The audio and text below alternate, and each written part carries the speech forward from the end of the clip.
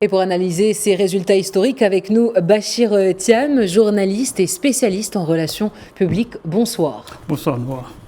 Alors, les Français ont voté massivement aujourd'hui. Le taux de participation a atteint les 59%, soit 20 points de plus qu'en 2022. C'est le plus fort taux enregistré depuis le premier tour des législatives en 1978. Comment expliquer un tel engouement ? Bon, on va dire peut-être que la France avait peur.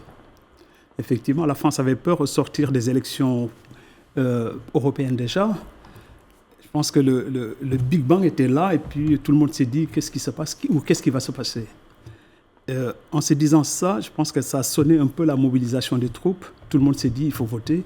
Vous avez parlé des procurations, enfin, c'est ça, des procurations pour le vote, parce que justement, ça coïncide quand même le départ des grandes vacances d'été, au fait, les vacances estivales, ce premier week-end qu'on vient de passer. Et puis le prochain tour aussi, ça sera au cœur de ces vacances. Donc, qu'est-ce qu'il fallait faire ? Il fallait vraiment aller vers ces procurations. Vous avez donné le chiffre, c'est 2 700 000 procurations qui ont été données pour voter à la place des gens qui ne sont pas disponibles. 2 700 000. Ouais. C'est énorme. Donc, ça montre vraiment la mobilisation, la forte participation des Français à ces élections. Parce que très souvent, vous l'avez rappelé aussi, les dernières en date, c'était en 1900. Voilà. Maintenant, on est en 2024, pardon. 2024.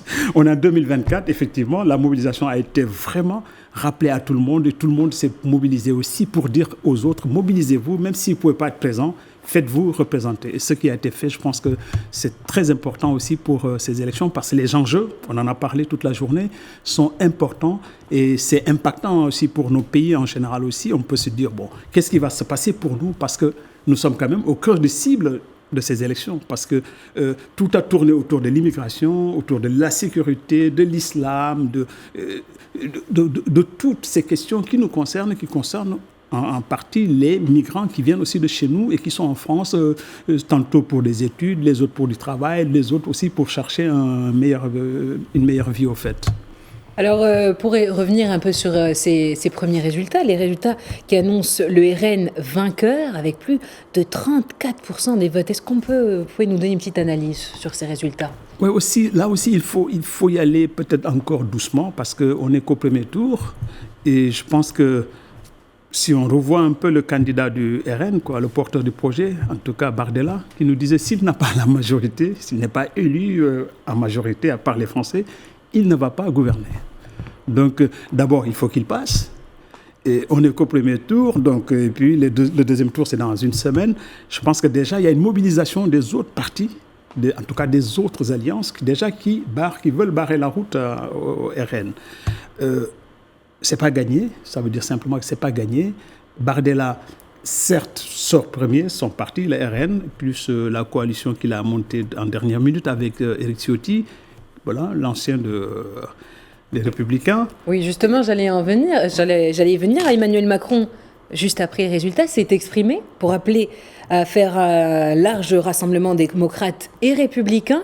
Et d'ailleurs, on peut dire qu'un front contre le RN vient d'être formé. Est-ce que ces deux blocs pourraient-ils faire barrage au RN ? Oui, ça dépend encore de la mobilisation au deuxième tour, effectivement, et les reports de voix, parce qu'on ne sait pas vers qui vont aller ces reports de voix. C'est ça la réalité. Parce qu'il a été beaucoup question aussi de diaboliser un peu le front gauche, en tout cas un des partis du front de gauche, en l'occurrence la France Insoumise, la LFI.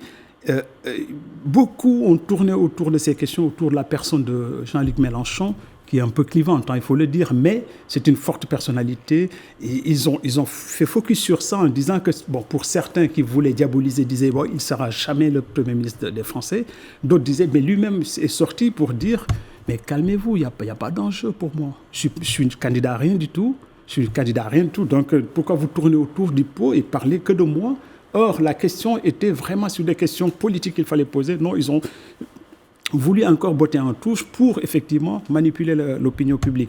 Parce que, justement, le vote aujourd'hui qui se dessine, en tout cas, si ça continue comme ça sera simplement un vote de rejet du parti au pouvoir, donc les macronistes en l'occurrence. Et aujourd'hui, on a vu même les résultats des macronistes n'étaient pas mal. À 20%, c'était pas mal du tout. Parce que tous les analystes s'attendaient à ce que vraiment que ça dégringole dès le premier tour. Mais ça n'a pas été le cas. Maintenant, tout l'enjeu se posera au second tour. On verra qu'est-ce que ça va donner dans une semaine.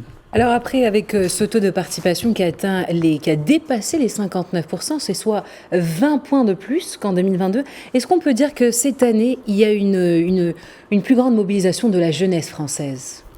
Ouais, pour le moment, on n'a pas encore le détail des chiffres, on ne sait pas qui s'est mobilisé. En tout cas, il y a eu beaucoup plus de participants, ça c'est clair. Maintenant, est-ce qu'il y a plus de jeunes ? Peut-être oui, parce que quand même les jeunes ont été sensibilisés cette fois-ci, beaucoup plus que par le passé.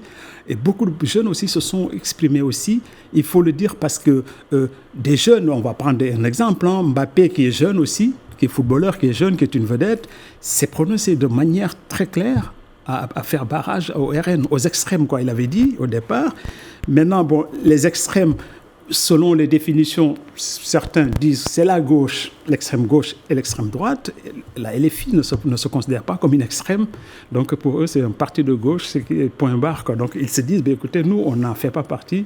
Donc ceux qui vont être peut-être bloqués pour ne pas avancer, c'est plutôt l'extrême droite, RN en l'occurrence. Donc Mbappé a parlé, il a entraîné plein de copains du club, a parlé aussi. Tout ça peut avoir un impact sur la décision des jeunes. Les jeunes sont influencés aussi par leurs idoles, leurs stars, les gens qu'ils suivent sur les réseaux sociaux.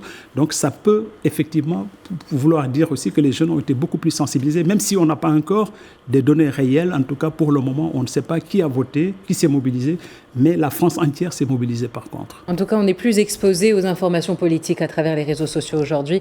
Merci Bachir Thiam pour toutes ces précisions. Je rappelle que vous êtes journaliste et spécialiste en relations publiques. Merci Nora.